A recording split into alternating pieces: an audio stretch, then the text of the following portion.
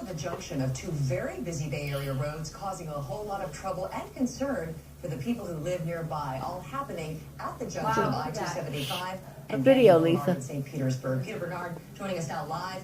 Peter, bring us up to date. We have been watching this situation all evening.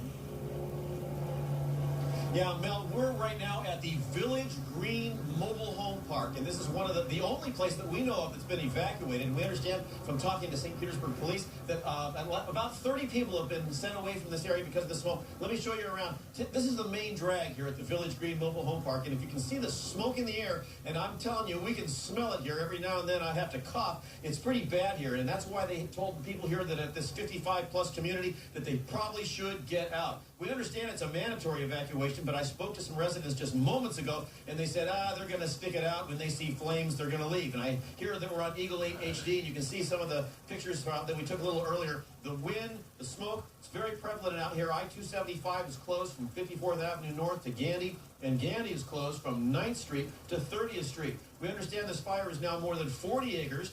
They have 14 engine companies out here. There are engine companies actually from all over the Bay Area. The problem right now is getting water out here, so that's the problem because there's no hydrants near the interstate.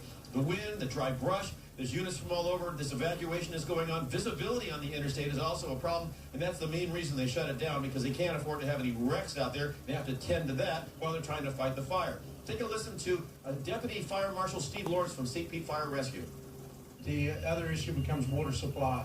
We don't have readily available fire hydrants on the interstate, so we have to have units dump their tanks. They're carrying an average of 500 gallons, so they have to fight the fire what they can, and then they have to come off and refuel. And goes without saying, there are monumental traffic jams around. Once again, you're looking at the main drag here at the Village Green Mobile Home Park. You can see a law enforcement officer down there trying to keep people away from the area. The residents that live here say that the mandatory evacuation mainly affects the area right next to the interstate because this is a very large gated mobile home park. You get away from the interstate and it's not quite as bad, but they want people to stay away from that area because the smoke is really bad.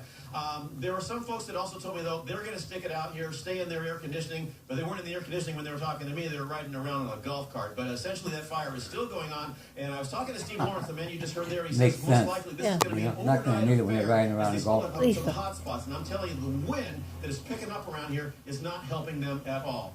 Mel? Peter Bernard live for us tonight, and that wind and smoke also a problem in Orlando as tourists had to deal with a lot of it today. A wildfire burning near an area there near International Drive.